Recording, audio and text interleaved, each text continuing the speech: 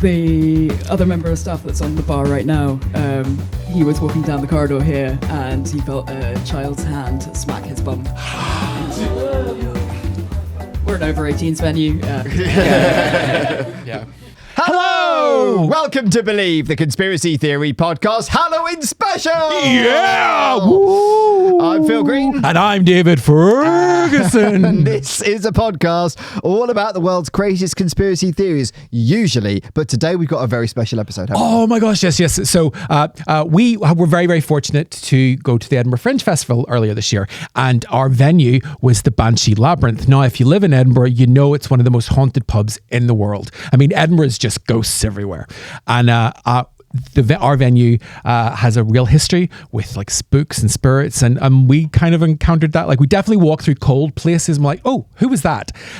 It was very weird, but we had a wonderful situation where one of the wonderful members of staff at the Banshee Labyrinth was able to tell us all about the spookies going on at the Banshee Labyrinth and had all the history and all the in-depth knowledge, and it was wonderful. It really was wonderful. We had a wonderful audience in, really, really excited about it, fascinated by the history. We had a lot of locals in as well, which you will see very shortly.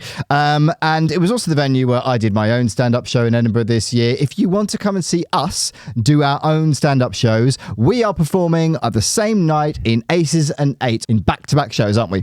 We are. Go to the link in our show notes. You will find a link there, or there's a link also on any of our social media channels, which are... Our social media channels are Believe Conspiracy Pod on YouTube, TikTok, and Instagram. That's right. It's where we want to know what you think about the conspiracies we've been talking about. Let us know. Like, comment, tell us what you think about the conspiracies. And if you want to get in touch with us and let us know the conspiracies you would like us to cover on this podcast, how can they do that? Ouija board. Just contact us through Ouija board. Sweet. Lovely. Or I suppose could do email. You could do email. Which is believeconspiracypod@gmail.com. Yeah, it's a less fun way, but have it your way, whatever you want to do. Yeah. Also, if you like this podcast, and we keep saying this every episode, no one ever does it, but if you really like this podcast, please go on to Spotify, Apple, wherever you get your podcasts, and give us a little 5-star review. It just helps us to boost the podcast, and we will love you forever, won't we? We will, and please do it, because no one's really done it, and I'm starting to get paranoid. So this is a very special episode of the podcast. Like we said, it's not really conspiracy, it's kind of conspiracy adjacent, but it is still one of the biggest mysteries in folklore, we think, and certainly one of the biggest mysteries in Scottish culture. It's very, very exciting. We love the Banshee Labyrinth. It's a wonderful venue. It's located on Edinburgh's Niddry Street, which is full of haunted pubs because they are all above the Edinburgh Vaults, where ghosts have apparently resided for many, many centuries. So they've all got stories. And the good thing about our guest is that she has worked in many of those venues, and she's a very, very clever woman. And who is our wonderful guest? Oh, this is one of our favorite people. Dr. Sarah-Jane Stapleton. Dr. Sarah-Jane Stapleton. Sarah-Jane has worked in the Banshee Labyrinth for a number of years, and like I said, she's also worked in some of Niddry Street's other haunted pubs. She's also a doctor of head stuff. We don't fully understand it, but she does explain it in the podcast, so listen out. And she was also on the day nursing a broken toe, so we were making her hobble around our room telling us about ghosts. But she was a fantastic guest. Oh, she was fantastic, because she stepped up for us. Do you know what I mean? She had a broken toe. Yes, she stepped up. Still there. Pun. Yeah. So, let's take a journey to the Banshee Labyrinth. Ooh, Halloween special. Get out of the rabbit hole.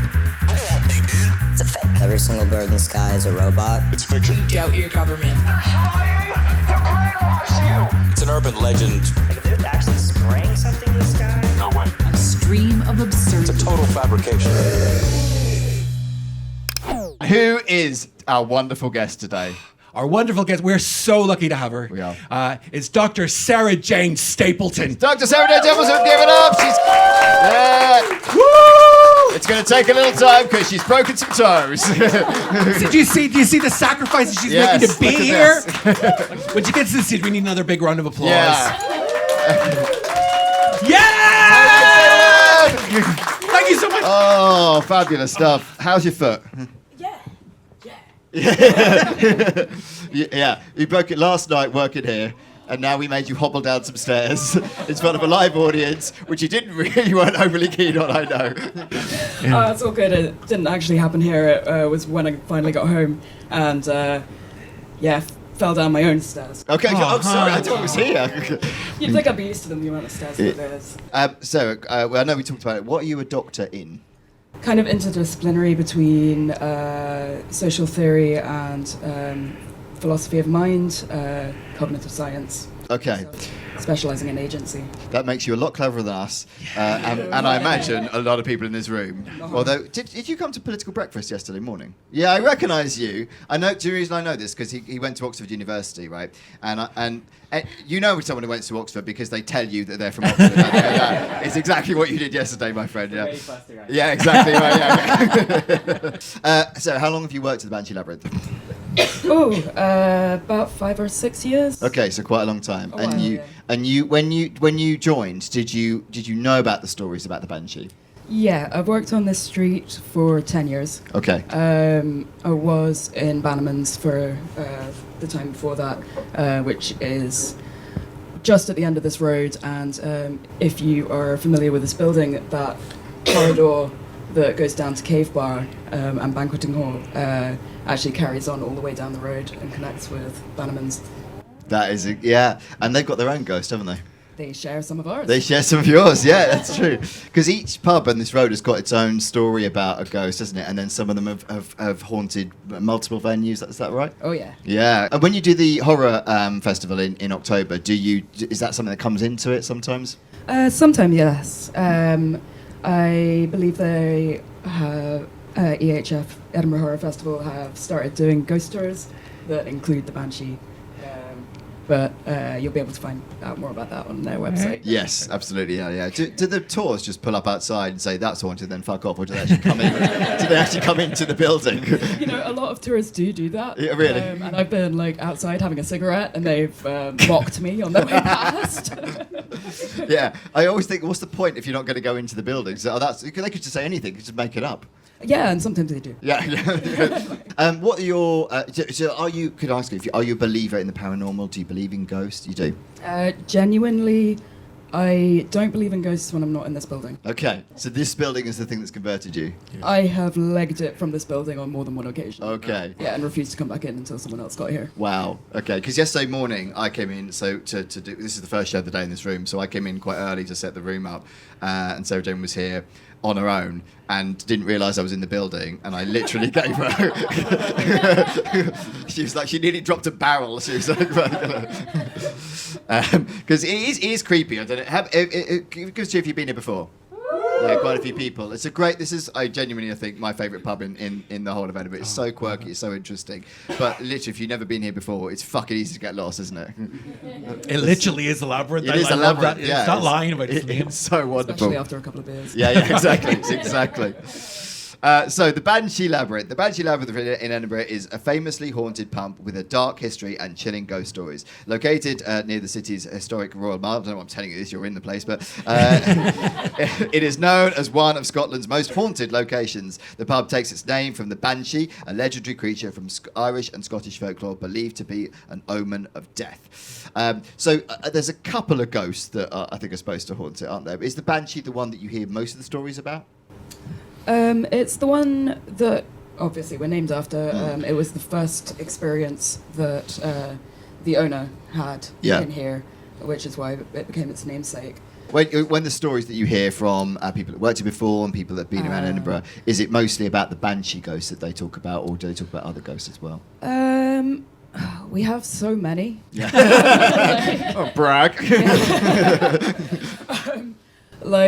The one that people have the most distinct experiences with tend to be Mr. Boots, and really it sort of changes with who's here. Yeah. When I first started here, a lot of the staff wouldn't want to work Cave Bar on their own because of the whatever expletive is down there.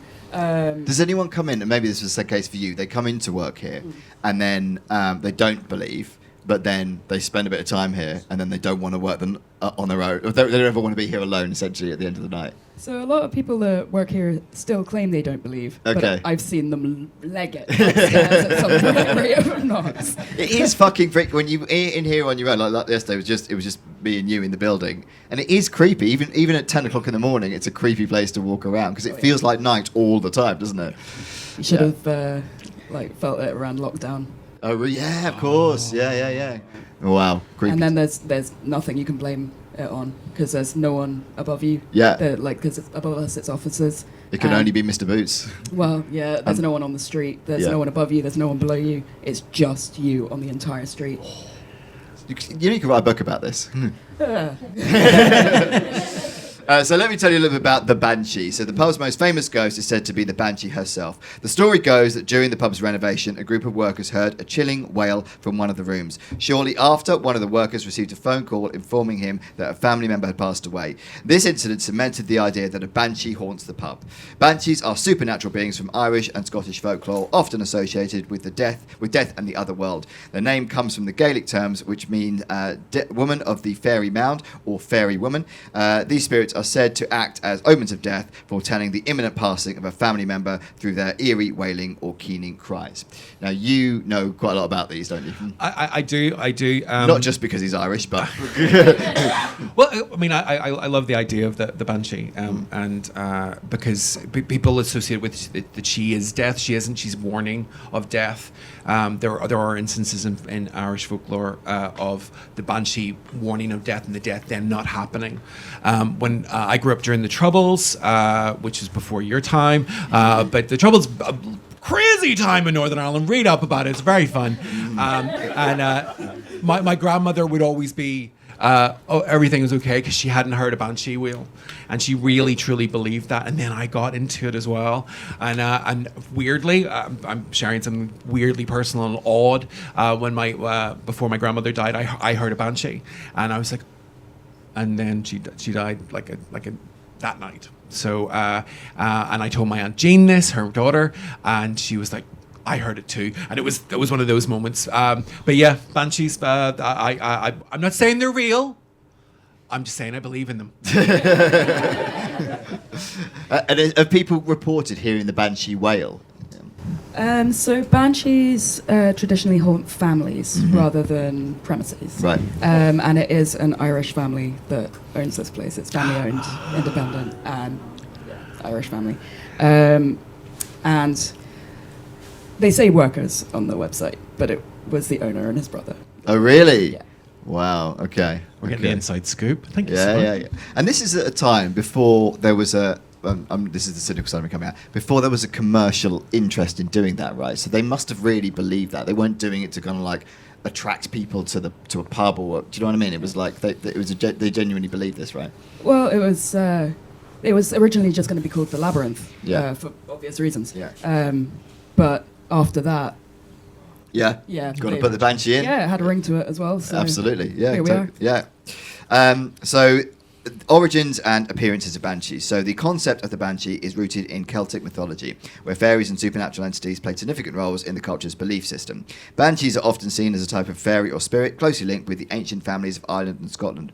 The Banshees are usually depicted as female spirits with a ghostly or ethereal presence. They are often described in two main forms. The hag. Some portray Banshees as an old, haggard woman with wild, flowing hair and a gaunt, terrifying face. They might wear tattered clothing or be dressed in a mourning gown. Or the maiden. Alternatively, they may appear as young, beautiful women, which reflects an association with the other world and death rather than direct malice. So, do you know what the Banshee here is supposed to be? Which one it's supposed to look like? There has been no mention of the appearance, just the absolutely blood-curdling scream. Okay, so you've heard them, but you haven't seen them. Okay, what's your favourite Banshee? Well, again, like attached to families, I suppose my own, because I've just mentioned in my grandmother's Banshee. But yeah, that I suppose that would be the answer to that. And I am the idea that she's either a maiden or a hag plays into the Morrigan, which is a goddess from Celtic mythology. She was three aspects to her. So there was the maiden, the typical, the wife or the mother, and then the old hag. So the three stages of womanhood in mythology. Not sexist at all. But the thing about the Morrigan, like she was a war goddess, and she, the crows, her crows flew over the battlefields on Earth, and the idea, the Banshee is sort of vaguely related to her because, like, just the way Valkyries are, even though it's a separate mythology, it's all sort of intertwined, and And also, Morgan is such a great word. Hounds of Morgan is a book I read as a kid. Did you get that when you were a kid? Belfast? No, right. I haven't actually read it, but Oh, you know of it? Yeah. I know of it. Yeah, because we were pummeled with it. You have to read this book, you know. Did you just say I haven't actually read a book, or did you say No, that book. I'm a teacher, I'd like to think. Yeah. So the role of the Banshees are not malevolent creatures. Instead, they serve as harbingers of death. Their mournful wails signal that someone is about to die, typically someone from an old Gaelic family. In Irish tradition, certain families, especially noble ones with names like O'Connor, O'Neill or O'Brien, were believed to have a personal Banshee.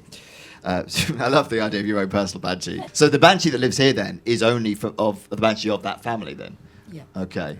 So the Banshee doesn't travel to other pubs then? It's other ghosts that do that, is that right? Just the other pub that is owned by the same family. Okay, fine, fair enough. Yeah, fair enough. Look, I like their loyalty. Actually, that's nice. Yeah. And you believe that you've got your own or your family have your own? Well, yeah. I mean, Banshee? there was. I did definitely hear something before my grandmother died, and and I wasn't particularly wanting to hear it. Do you know what I mean? Although we knew my grandmother was, she wasn't going to be here much longer. So as grandmothers often are, it's their sort of USP. Oh, they're going to die. Sorry to break that to anybody. Old people will die. But I'm loving that I'm talking about it right now, because I can sort of see her in my mind's eye. I'm actually having quite an emotional moment right now in front of you people. Don't cry, please. No, you can actually. It's good for the numbers. Yeah, it's good for the. I cry card tricks, so So wailing or keening, the most famous attribute of the Banshee is her wailing or keening cry, a sound described as a mournful, high-pitched scream or song. This cry is believed to be so chilling and sorrowful that it strikes fear into anyone who hears it. The wail of the Banshee is thought to be heard at night, often near the person's home, which is so very much describes what you'd experience. Yeah, I was out on a walk. Yeah. Also, they are the messenger of death. The Banshee's role is to act as a messenger of death rather than to cause death herself. According to the legend, the Banshee mourns for dying or for the dying or deceased, often unseen by others except for the person destined to die or those close to them. It's a hell of a job, isn't it? Like, it's quite a depressing job. Just like, by the way, someone's going to die. That's all they do. But it's nice that they make the effort. Yeah.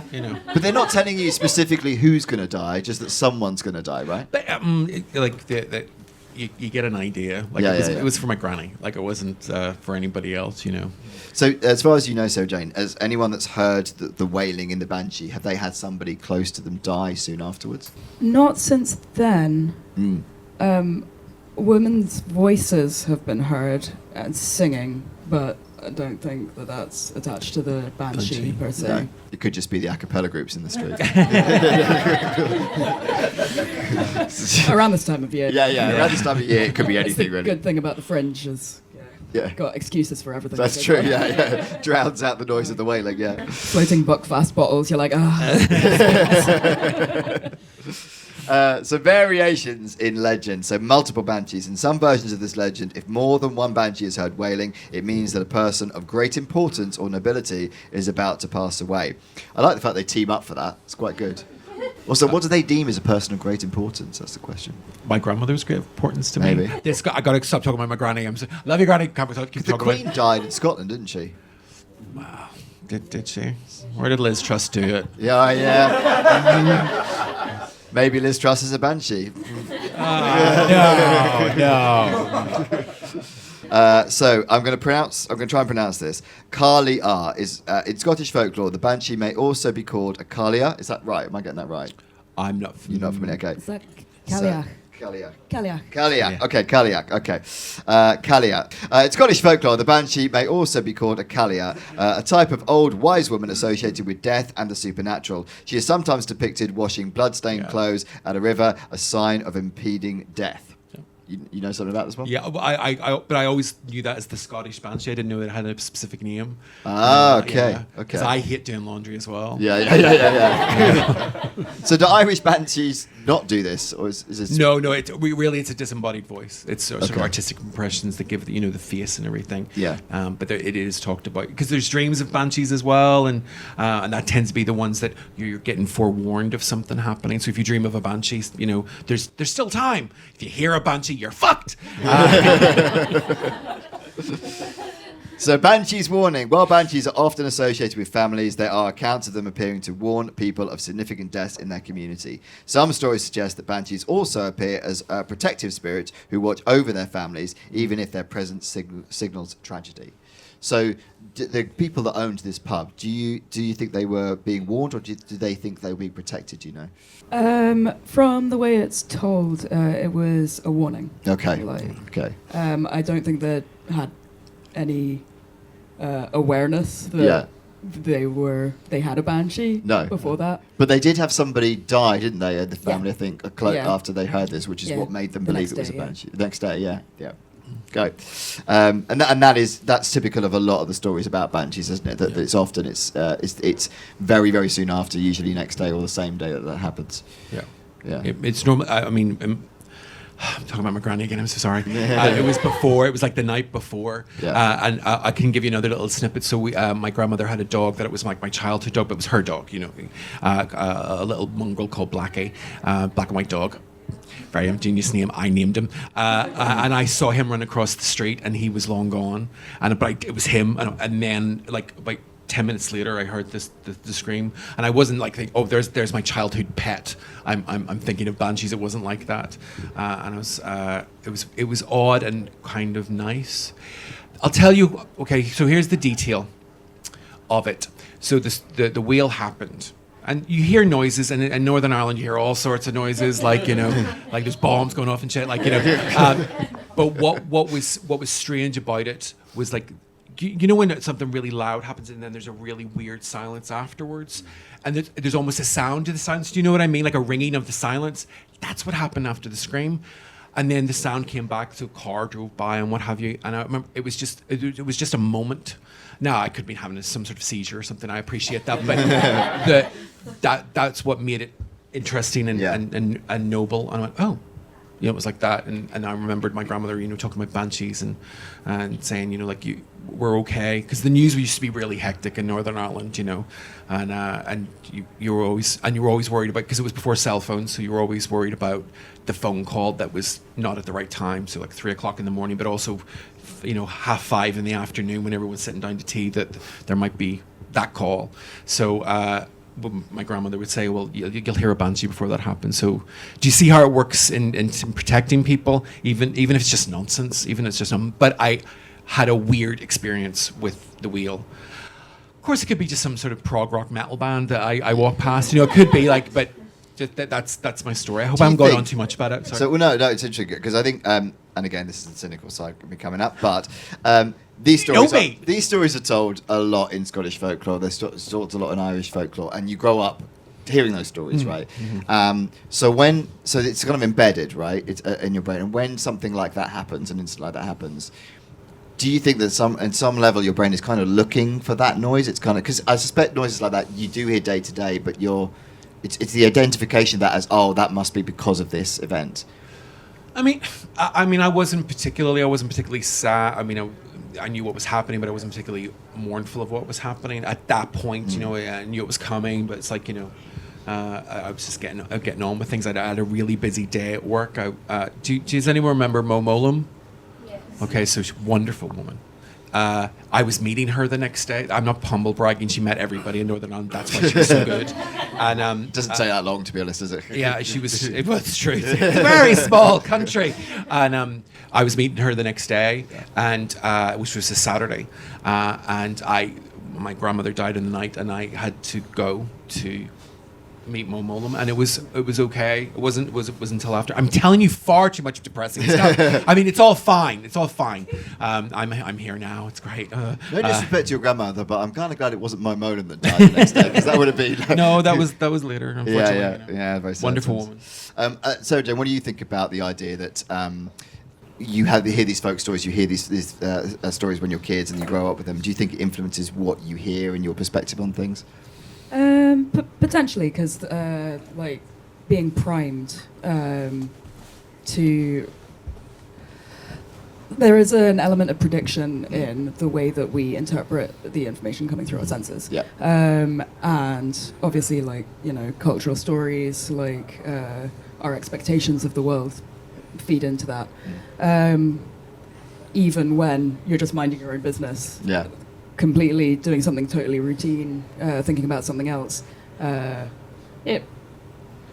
When you hear an odd sound or something out of place, you can hear it as something else. You get those, Associating with something that's ingrained. Yeah. Like they do those experiments where they tell one group of people a series of like 2 words, and another group of people a different set of words, and then they play them both the same kind of noise. Oh yes, that's on Instagram. You know, green light and emergency or something. It's like, it's they're totally different sets of words. Yeah. But people will hear. People will hear what they've been primed to hear. Yeah, exactly. You know. It's really interesting, this stuff, and this is why I'm asking about. And I guess, this is kind of that on a mass scale, essentially. Folklore embedded in an entire society. We talk about Ireland, we talk about Scotland, and there's those stories that you hear from your grandparents, and they heard them from their grandparents, and they heard them from their grandparents. But I find it all fascinating with that association thing, and that is the cynic in me coming out. But maybe you're right. Maybe banshees are just real. Yeah. Fuck all it. Okay. So Edinburgh's underground vaults. So this is kind of the reason this came about. So a series of chambers formed in the 19 arches of the South Bridge in Edinburgh. The South Bridge vaults were completed in 1788 and used to house taverns, workshops and storage spaces. However, a haunted history permeates these vaults, which has seemingly creeped its way into the pubs which now occupy the area. The Banshee Labyrinth is built over part of Edinburgh's infamous underground vaults, which were once used by criminals and the city's poorest citizens. These vaults have long been associated with dark energy and hauntings. Visitors have reported hearing strange noises, seen shadowy figures, and feeling sudden drops in temperature while exploring these areas of the pub. Have you felt that? Oh yeah. Have you found that, like, going from like one room into another, like suddenly it's like really cold?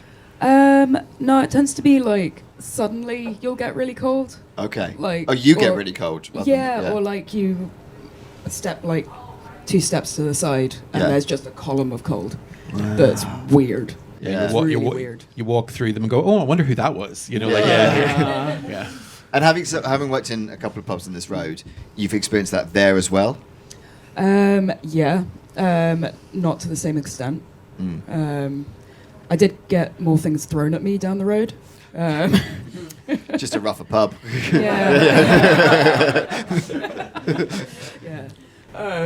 Actually, the assistant manager here, we used to work together at Banman's as well. Yeah. And we were cashing up together one night down in Banman's, and we got pound coins thrown at us. But the weird thing about it was there weren't any loose pound coins in the safe that they were flying out of. They were all bagged up. And on the third one that went flying, both of the bathroom doors slammed shut, but they were on soft closers. You can't slam those doors. Evidence. Neither of us remember getting up the road. We don't know if we locked the pub. A lot of haunted pub stories in Edinburgh are interconnected, especially the ones on the South Bridge. There seems to be a lot of the same stories which happen as if haunted beings were wandering to and from each area in close proximity.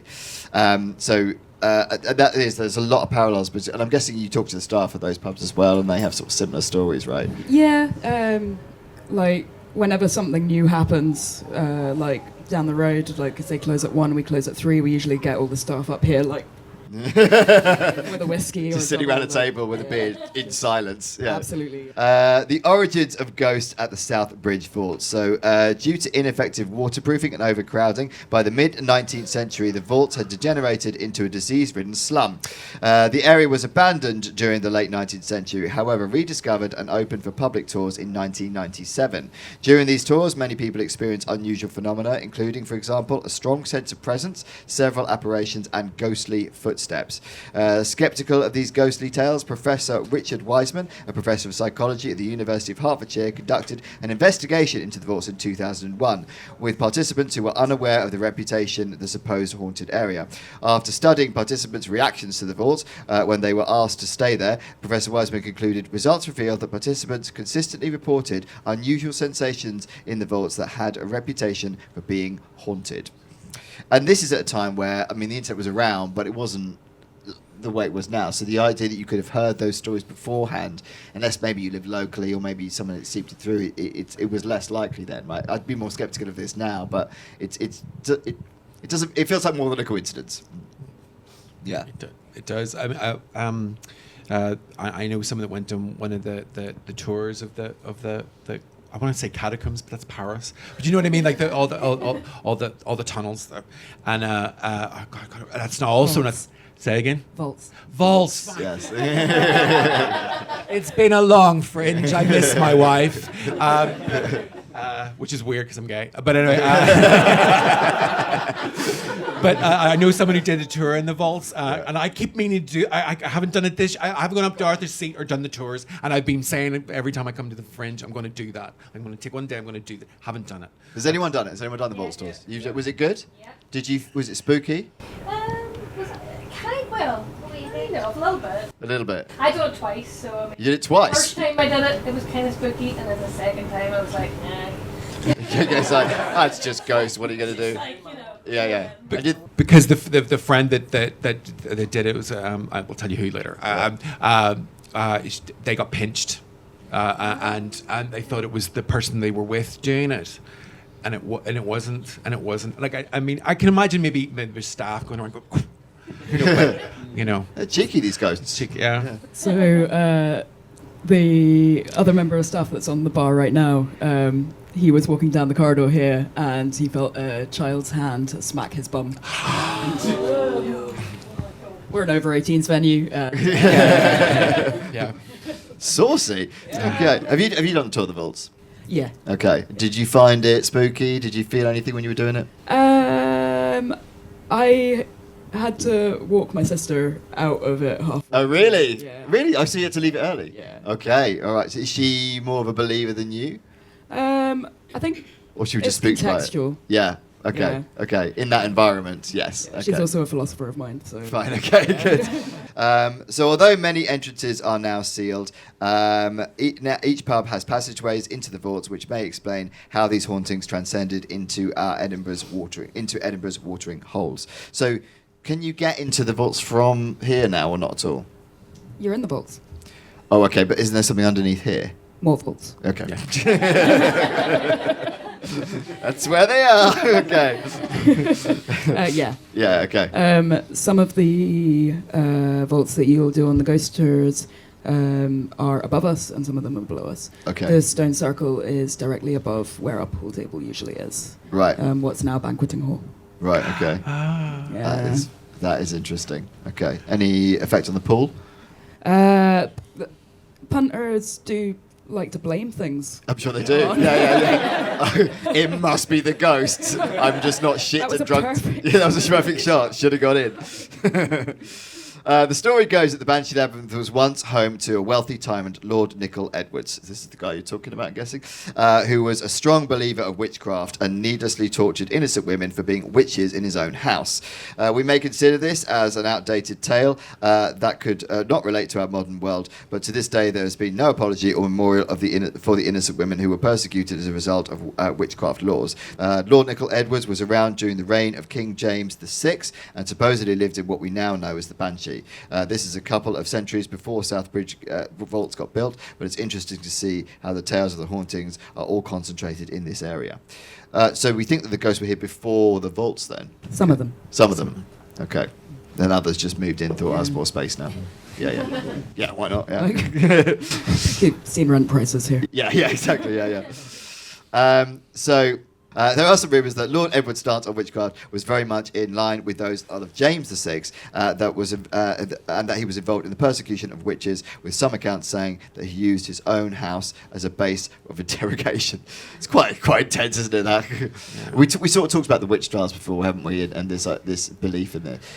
Yeah, well, it's funny how witches tend to be women that were either independent or had a bit of money or are actually really, really hot. And it's funny how that just sort of happens. Yeah. And I mean, even during the Salem witch trials, when the girls were going crazy, for want of a better term, because I'm tired, and they were accusing people. The judges did step in and said, well, that person isn't, and they just closed it down because they were a noble person, or they had a bit of money, or they had a bit of influence. But the poor people, I let them do it, or the singular women, so the widows or spinsters or women who just had a bit of money or were healthcare, they provided. So it's funny how witches are always someone we want, and he sounds like he was having his jollies. Oh yeah, he was. Yeah, absolutely. There's a few quotes here. So your colleague Teresa is a little bit of an expert at this as well, and runs the horror festival here. There's a few quotes from her actually. So you've got the overlap between witchcraft and the South Bridge area. So this is really a hotspot of paranormal activity. A ghost or banshee haunts these parts, bewailing the cruel punishment of Lord Nicol Edwards wrongly inflicted upon her. Allegedly, there's a ghost called Molly, which is the young girl who's reportedly been seen here by various members of the staff and public. Anna is also into arse slapping, as it sounds. Yes. Yep. And she's also said that she's heard a lot of these tales, and it is kind of unsettling. So has Molly been seen by, or heard, or felt by quite a lot of people? Yeah, like on the regular. Okay. Yeah. Because Molly's the one that I'd heard of, because I've been coming here a few years, and Molly's the one that people seem to, and I know a lot of your colleagues are quite convinced about Molly's existence, aren't they? Yeah. She is seen walking, like running around the corridor towards Cave Bar, has been seen then walking straight through the closed locked grates of Cave Bar. The owner's youngest child, who is she must be about 3 now, started speaking to her, which I did not enjoy as I came in to start my shift and was left on my own in the building. A child telling you they've seen a child ghost. Yeah. Yeah, it's pretty freaky, isn't it? Yeah. Yeah. The manager before me used to play hide and seek with her when she was setting up in the morning. I don't. No, I imagine. You're more scared than her by the sounds of it. She's having a conversation. I try to have an agreement with them that, like, if I'm drinking, then then I'm fair game. But if I'm working, please leave me alone. Fair. And I don't believe in ghosts. No, doesn't sound like it's never but whatever. Has anyone been, local people, has anyone heard about Molly? Have anyone met Molly? Okay, hang around after, come back later, basically, and then tell us. We want to know. Follow us on social media. She is best known for trying to take your hands to hold it. Yeah, it's quite sweet. Yeah, do you know she's why? Not threatening at all. She's not threatening. She's just a little girl. Just a little girl wandering around the place, looking for. According to the owner's youngest daughter, she's waiting for her brother. Give us a cheer if you're freaked out. Yeah. So this is also from Teresa. When you are there alone, sometimes you get the feeling that you're not alone. Yesterday morning you very much weren't, but that was my fault. But there's no one, and sometimes you see things move out of the corner of your eye. We've also had people coming in to us asking why there's this little girl walking around the bar. Our clients are mainly tourists who don't know this story, so it's very odd. So you've had this with people who have no context at all? Yeah, quite often, quite regularly. Yeah. Also, Teresa says there you see things move out of the corner of your eye. Yeah. You also just see things move. Yeah. like pound coins coming at you. Pound coins, bottles of Buckfast. Whatever's in Cave Bar does not like Buckfast. Oh, really? One team of investigators were in there, and apparently on the spirit box or whatever that they were using to try and communicate, worked out that they liked white wine.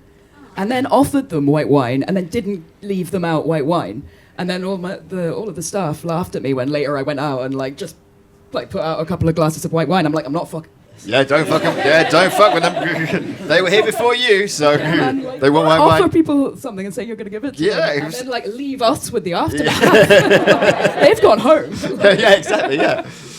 Poltergeist activity. Another common occurrence is the poltergeist activity in the pub. Many patrons and staff members have reported witnessing glasses being thrown or smashed by unseen forces, objects moving on their own, and inexplicable noises. So that's something you very much experienced.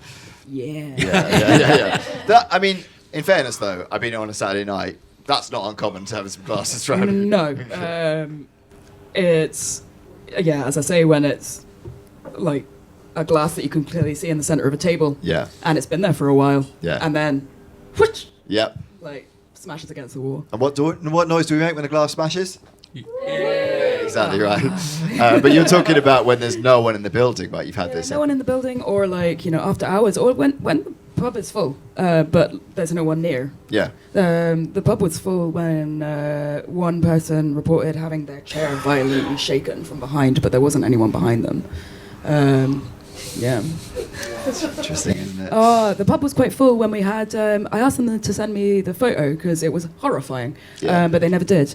A group of people that were taking photos down in the corridor, just like the table closest to the staircase, and there's white walls, and they're all like smiling, having a nice time, taking a nice posed photo, and they take a few as you do to choose the best one. But in the very last one, there's the see-through black shadow of a man standing behind them in the corner. And they came up and showed it to us. And I was like, please send us that. Yeah, that's great. And they never did. So pricks. if you're listening to this, please send us that. Yeah, absolutely. For this podcast, we've had so many photographs taken in here, and I'm we haven't actually gone through them. We haven't gone through them yet. That's what I'm just thinking. Oh my god! And yesterday we were recording, and the video went off. That's true. Yeah, that never happens. You know what I mean? Like, George is a professional. Yeah. And he knows what he's doing. And it was the ghost. That's actually what happened. Because we couldn't figure it out. Why did it turn off? Batteries die in this place really quickly. Really, really quickly. Fully charged batteries just drain. But it goes in everything will be fine for ages, and then we'll just get a stint of it. So I had one day because the life of your phone, how the vagaries of it. So we were here a couple of days, and I knew I need to charge it this time, and then one day it was just out of charge, like in no time, and I was like, but I haven't done anything. You did a show in here. I did a show in here, and because I'm obsessed with my steps. Anyone else? Yeah, I have to get my steps in, and I was like, oh my god, what if I can't get my steps in? I actually had to cancel what I was doing to go home to charge my phone because I have to get my step count in. I have to. I'm obsessed. He is weirdly obsessive about it. It's very OCD. There you go, George. It wasn't your fault yesterday, man. Yeah, ghosts. We should have realised that yesterday. Yeah. We're still going to blame you, though. No, we're not. We're not really. So, Lady in Black. A shadowy figure of a woman dressed in black has also been reported wandering the halls. She's often seen in the basement and has a ghostly, mournful presence that unsettles those who encounter her. You heard about this one? Sina? Oh, okay. So, as I was saying before, like with the staff members that wouldn't work cave bar because they would see a lady walk from one side of the bar to the other. Yeah. Even always in the same direction and just on repeat as if it was a loop. Yeah. I haven't seen her, but I suppose it's a couple of months ago now. I was going down to get ice, and I was in here with just one other person, and it was like something out of a horror movie. Straight up, I was halfway down those stairs, just there to the cellar from the cinema, and in one ear just had adult woman's voice humming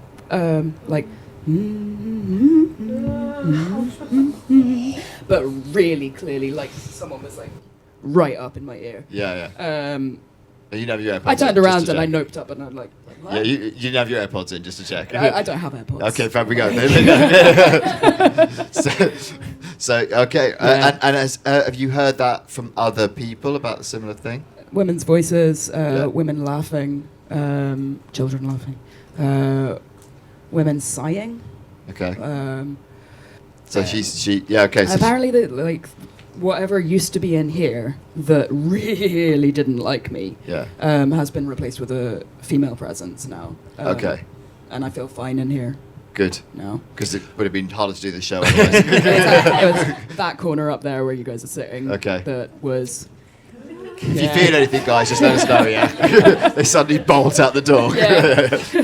Well, this is an interesting thing about this, but the ghosts in this area is there has been reported of things changing and things moving on. That's actually really, really unusual because hauntings typically are that there's a ghost in a certain area and that's it.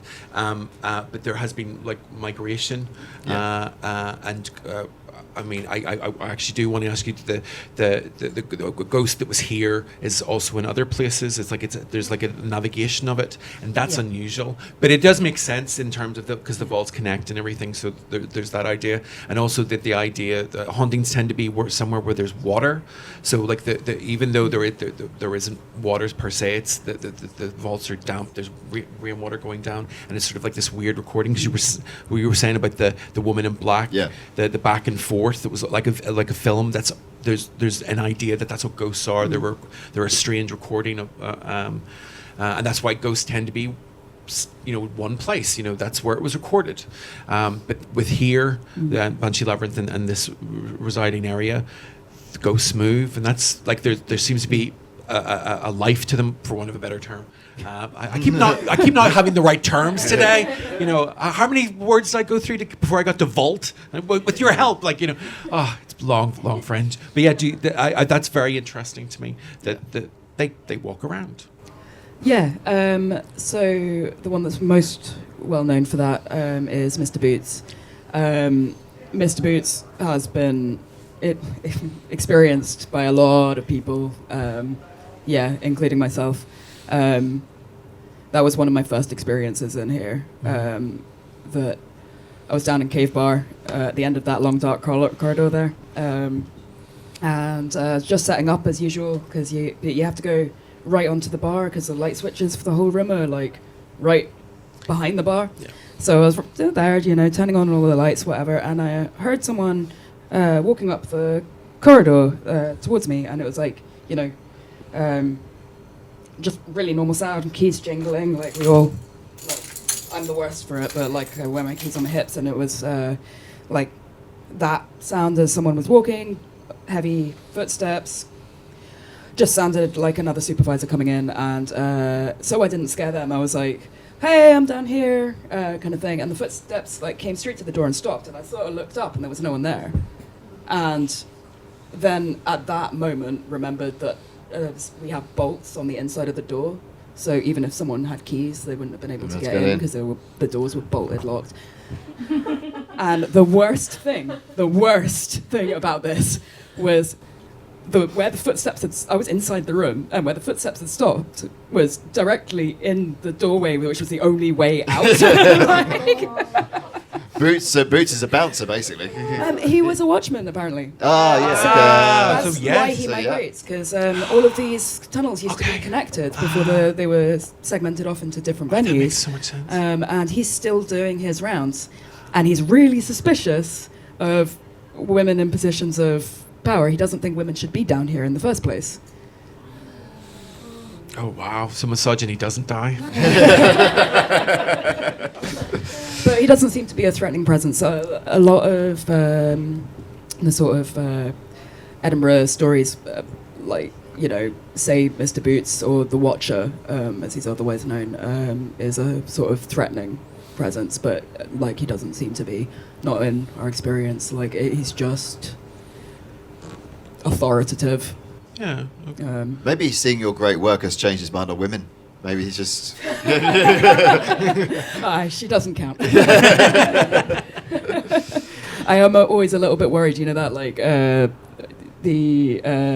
agreement I said I try to have with them, if I'm working, then to leave me alone. I'm always a little bit worried about slacking. Because if they see me slacking, then I'm fair game. Yeah, it's not just your manager. Yeah. The Banshee Labyrinth embraces its haunted reputation with an eerie Gothic interior design, dim lighting, and spooky ambience, as you can all see. This is a popular stop on ghost tours in Edinburgh, especially for those looking to explore the city's supernatural side. The combination of the pub's close proximity to Edinburgh's underground vaults, the Banshee's legendary well, and the frequent reports of ghostly activity make it a must-visit location for paranormal enthusiasts. Yay! And you do get a lot of that, don't you? You get people that come in here that genuinely are here for the ghosts, right? Oh, yeah. Yeah. And we... I'm able to let in paranormal groups to come investigate on Monday afternoons, which is not the most spooky time, but we're a nightclub, right? So we're open until, over the Fringe until 5 a.m. So, there isn't really the chance to do overnighters. Yeah. But yeah, So Monday afternoon. Monday afternoons. I like. No, I think it's important these guys have a pattern. I think that's nice. It's good. So other haunted pubs on Nidri Street, which you mentioned briefly. So Bannerman's, located just a stone's throw away from the Banshee Labyrinth on the corner of Nidri Street, is said to be haunted by the male ghost called Mr. Boots, you said, or the Watcher. There's one entity which different bars in the area give a name to, sometimes known as Mr. Boots, sometimes the Watcher, who's essentially a shadowy figure. There have been reports of him, both the Banshee and Bannerman's, almost as if he is stalking the whole underground structure. So a bit like you were saying, walking back and forth between different events. Okay. So Whistle Binkies, which is just up the corner, on the corner here, also located on Nidri Street, just above the Vaults, is the pub Whistle Binkies, where sightings of a dark figure wearing black riding boots, a tri-cornered hat and long black coat have been reported. Do you know this about this one? Oh, that's just the manager, Dave. Okay. Rebecca Hale, who's worked at the bar as a tour guide for the Vault, said she witnessed a small child running through the Vault just above the pub. However, there were no children on the tour group that day. It was a small, slightly stunted figure, but I was with a group of all adults, Rebecca said, and I was very unnerved by it. Cabaret Voltaire, which is on one of the parallel streets to this, in the same area, is reported to have similar sightings. So, yeah. And have you heard those stories from Whistle Binkies? Have you heard those from other pubs as well? Okay. Yeah. They don't seem to have as much of a problem as we do. No, this seems to be the hub. Yeah, we're right in the middle. Yeah, so. Don't go to any of their places. So science versus the paranormal. There is a psychological phenomenon associated with the vaults called pareidolia. Essentially because we are in darkened areas and our senses are heightened, so our brains are very good at forming recognizable shapes or patterns. There's a lot of good naturalistic suggestions of what's going on, but there are also times where we just don't have an answer for what's happening with this reoccurring phenomena around these pubs. And that's the thing, isn't it? Like, no one's actually come up with an explanation for this, right? No. Have you heard the story of the haunted physics lab? No, tell us. Have you heard it? No, I'm beat about. Right, so there was I forget which university it was in, but there was a physics lab, and the physicists that were working in there doing their experiments started getting this feeling like they were being watched, and then started seeing a figure out of the corner of their eye, and after a while they were like, we are scientists, right?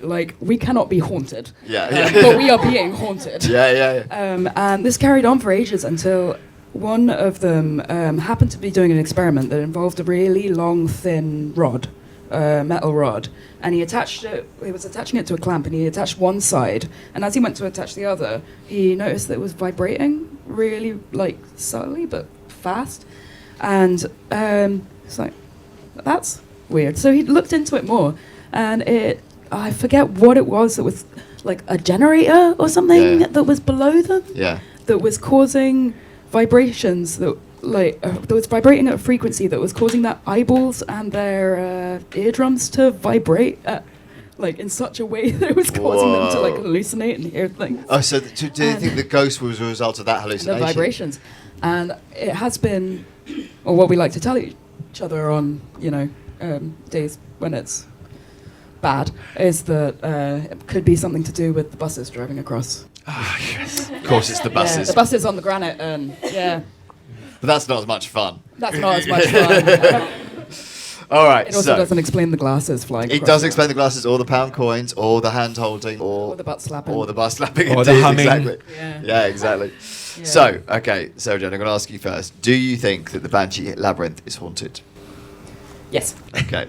David, do you Oh, God, yes. Yeah, of course you do. Anybody else totally freaked out while they're sitting here going, just go straight out there? Yes, All right. yes. Give us a cheer if you think the Banshee Labyrinth is haunted. Yeah! Oh, yeah! Give us a cheer if you don't think it's haunted. Okay, 3 people. Interesting. You're all hired. Yeah. Yeah, see how you're feeling a week. Okay.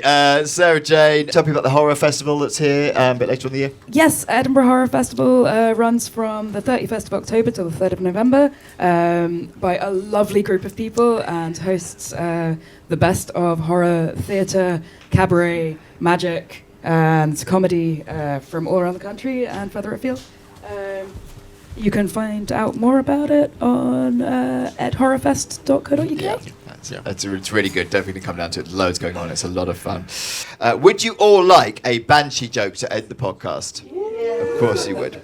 What do you call a painting of a Banshee? A Mona Lisa. Come on! That's not bad. Can we have a massive round of applause, please, for Dr. Sarah-Jane Stapleton? Thank you all so much for coming. You've been a wonderful audience. We hope you enjoy the rest of your Fringe. Thank you so very much. It was great seeing you. Please like and subscribe on Apple, Spotify, Amazon, YouTube, or wherever you get your podcasts. The more lovely subscribers we get, the more episodes we'll make. And follow us on Instagram and TikTok for regular updates and exclusive videos at Believe Conspiracy Pod. We love you. Bye!